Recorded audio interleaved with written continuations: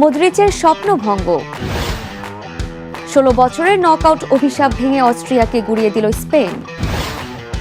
Brazil সমর্থকদের ভালোবাসা জানালেন রোনালদো।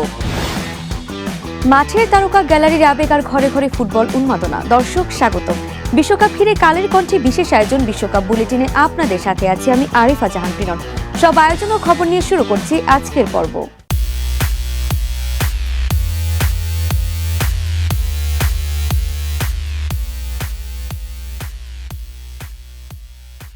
গোল, অফসাইড, ভিআরের নাটকীয় সিদ্ধান্ত আর শেষ মুহূর্তের উত্তেজনায় টরন্টোর দর্শকরা উপভোগ করেছে বিশ্বকাপের অন্যতম রোমাঞ্চকর লড়াই। ক্রিস্টিয়ানো রোনালদো নেতৃত্বে শেষ পর্যন্ত 2-1 ব্যবধানে ক্রোয়েশিয়াকে হারিয়ে শেষ 16 নিশ্চিত করেছে পর্তুগাল। বিস্তারিত প্রতিবেদনে।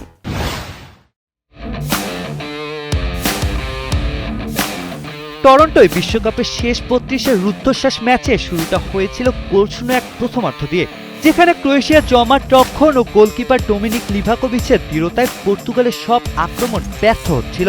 তবে দ্বিতীয়ার্ধে দৃশ্যপট পুরোপুরি বদলে যায়। 53 মিনিটে ইভান পেরিসিচের গোলে ক্রোয়েশিয়া এগিয়ে গেলেও মিনিট 3 পর অফসাইডে তাদের আরও একটি গোল বাতিল হয়ে যায়। নাটকের কেন্দ্রবিন্দুতে চলে আসেন ক্রিস্টিয়ানো রোনালদো। 61 মিনিটে তার গোল অফসাইডের কারণে বাতিল হওয়ার 3 মিনিট পরেই পেনাল্টি থেকে তিনি সমতা ফেরান। নকআউটে এটিই ছিল তার প্রথম গোল। সমতার পর দুই দলই মরিয়া হয়ে ওঠে লিডের জন্য। 81 মিনিটে রোনালদো মাঠ ছাড়া পরপরই অতিরিক্ত সময়ের 4র্থ মিনিটে রাফায়েল লিয়াওয়ের ক্রসে গোল করে পর্তুগালকে 2-1 ব্যবধানে এগিয়ে দেন বদলি খেলোয়াড় গনসালো রামোস। ম্যাচের অন্তিম মুহূর্তে আরও নাটক অপেক্ষা করছিল। অতিরিক্ত সময়ে 13তম মিনিটে ইয়োস্কা গাভার্ডিওল গোল করে 2-2 সমতা ফেরান, যা ক্রোয়েশিয়ার শিবিরে উল্লাসের ঢেউ তোলে। কিন্তু ভিএআর পর্যালোচনায় দেখা যায় আক্রমণটি অফসাইড থেকে শুরু হয়েছিল, ফলে রেফারি গোলটি বাতিল ঘোষণা করেন। এই সিদ্ধান্তে ক্রোয়েশিয়ার সমর্থকদের ক্ষোভের বহিঃপ্রকাশ ঘটে। অবশেষে শেষ বাঁশি বাজার সাথে সাথে 2-1 গোলের জয়ে পর্তুগাল শেষ 16 জায়গা করে নেয়। আর শেষ হয় লুকা মদ্রিচের বিশ্বকাপ শিরোপা জয়ের স্বপ্ন। পর্তুগালের পরবর্তী প্রতিপক্ষ এখন স্পেন। ম্যাচের শেষে একটি সুন্দর মুহূর্ত দেখা যায়। পর্তুগালের এই জয় উৎসর্গ করা হয় দলের সাবেক খেলোয়াড় থিয়াগো জোতাকে। জুবায়ের হোসেন বাপ্পি, কালের কণ্ঠ। 16 বছরের অপেক্ষার অবসান, দাপুটে ফুটবলে নকআউটের অভিশাপ ভেঙে নতুন বার্তা দিল স্পেন। লস অ্যাঞ্জেলেসে অস্ট্রিয়াকে 3-0 গোলে উড়িয়ে দিয়ে আত্মবিশ্বাসের সঙ্গে শেষ 16 উঠেছে লা রোহা। এবার তাদের সামনে আরও কঠিন প্রতিপক্ষ শক্তিশালী পর্তুগাল। বিস্তারিত প্রতিবেদনে। অবশেষে দীর্ঘ 16 বছরের হাহাকারে অবসান ঘটালো স্পেন। 2010 সালের বিশ্বজয়ের পর নকআউট পর্বে জয়ের স্বাদ না পাওয়ার যন্ত্রণায় দগ্ধ দলটি আজ লস অ্যাঞ্জেলেসে অস্ট্রিয়াকে 3-0 গোলে উড়িয়ে দিয়ে সেই হতাশার কালো অধ্যায়ের ইতি টানল। লুইস দে লা ফুয়েন্তের শিষ্যরা এদিন যেন প্রতিপক্ষকে পাত্তাই দিল না। ম্যাচের পরিসংখ্যানই বলে দিচ্ছে স্পেনের আধিপত্যের গল্প। 23টি শট, যার 10টি ছিল লক্ষ্যে। বিপরীতে অস্ট্রিয়া পুরো ম্যাচে 5টি শট নিয়েও একটিও রাখতে পারেনি গোলমুখে। ম্যাচের শুরু থেকে আক্রমণের ঝড় তোলে স্পেন। প্রথম মিনিটে লামিন ইয়ামাল গোলের সুযোগ পেলেও অস্ট্রিয়ান গোলরক্ষক শ্লাজার দুর্দান্ত সেভে তা ব্যর্থ হয়। 29 মিনিটে কুকেরেয়া গোল পেলেও ভিএআরে তা বাতিল হয় ফাউলের কারণে। তবে দমে যায়নি স্পেন। 36 মিনিটে পেদ্রির দুর্দান্ত পাস ধরে কুকেরেয়ার বাড়ানো নিচু ক্রসে নিখুঁত ফিনিশে স্পেনকে লিড এনে দেন মিকেল ওয়াইয়ারসাবাল।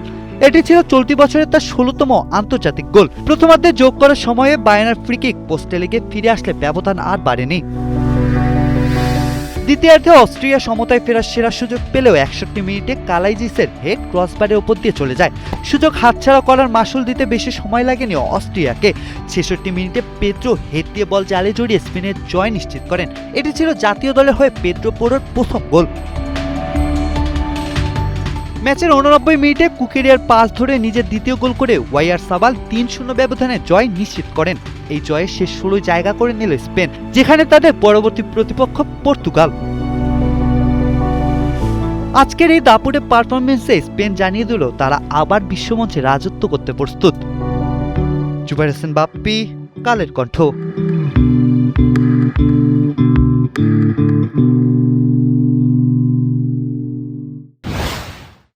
বিশ্বকাপে রাত যেন আবারও লিখল ক্রিস্টিয়ানো রোনালদোর অদম্য লড়াইয়ের গল্প।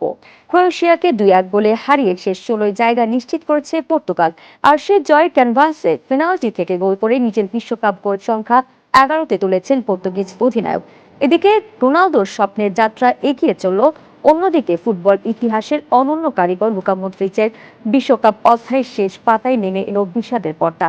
তবে জয়ের উচ্ছ্বাসের মাঝেও রোনালদোর হৃদয় ছুঁয়ে গেল ব্রাজিল।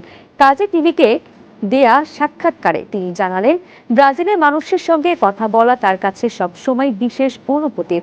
শুধু পরিবারের টান নয়, ক্যারিয়ারের প্রতিটি বাঁকে ব্রাজিলিয়ান সমর্থকদের অকৃত্রিম ভালোবাসা তাকে ঋদ্ধ করেছে। এই ভালোবাসার প্রতিদান দিতেই তিনি বলেন, ব্রাজিলের মানুষের প্রতি তার কৃতজ্ঞতা কখনো ফুরাবে না। ফুটবলের ভাষা ভিন্ন হতে পারে, কিন্তু ভালোবাসার জার্সি রং এক, আর সেই রঙেই যেন রোনালদো আবারও বেঁধে দিলেন ব্রাজিল ও পর্তুগালের হৃদয়ের সেতু বন্ধন। দর্শক, এই মুহূর্তে নিয়ে নিচ্ছি ছোট্ট একটি বিরতি। ফিরে এসে থাকছে সুইসের স্বপ্নের উড়ান, ক্রোয়েশিয়ার বাতিল হওয়া গোল নিয়ে ফিফার ব্যাখ্যা, বিশ্বকাপে আর্জেন্টিনার সুবিধা পাওয়ার অভিযোগ জবাব দিলেন স্কালোনি, জার্মানির বিদায় কোচের পদ ছাড়লেন নাগলসম্যান। বিশ্বকাপ দেখুন বায়োস্কোপ প্লাসে, সব নেটওয়ার্কে, সব ডিভাইসে। দর্শক, বিরতির পর আবারও স্বাগত জানাচ্ছি বিশ্বকাপ বুলেটিনে। আপনাদের সাথে আছি আমি আরিফা জাহান প্রিনন। 88 বছরের অপেক্ষার অবসান ঘটিয়ে বিশ্বকাপের নকআউটে নতুন ইতিহাস লিখল সুইজারল্যান্ড। ভ্যাঙ্কুভারে আলজেরিয়াকে 2-0 গোলে হারিয়ে শেষ 16 নিশ্চিত করেছে তারা। এমবোলো ও এনডয়ের গোল আর দুর্দান্ত রক্ষণভাগ মিলিয়ে গড়ে ওঠে এ দাপুটে জয়। এবার দেখে নেওয়া যাক ম্যাচের রুদ্ধশ্বাস মুহূর্তগুলো। ভ্যাঙ্কুভারের শেষ 32-এর ম্যাচে আলজেরিয়াকে 2-0 গোলে হারিয়ে বিশ্বকাপের নকআউট পর্বে দীর্ঘ 88 বছরে খরা কাটিয়েছে সুইজারল্যান্ড। শেষ 16 নিশ্চিতের পথে গোল করেছেন ব্রিল এমবোলো এবং ড্যান অ্যান্ড্রয়েড। ম্যাচের প্রথমার্ধে আলজেরিয়া দাপট দেখালেও সুইস রক্ষণভাগের দক্ষতায় রিয়াদ মাহরেজরা কোনো সুযোগ পাননি।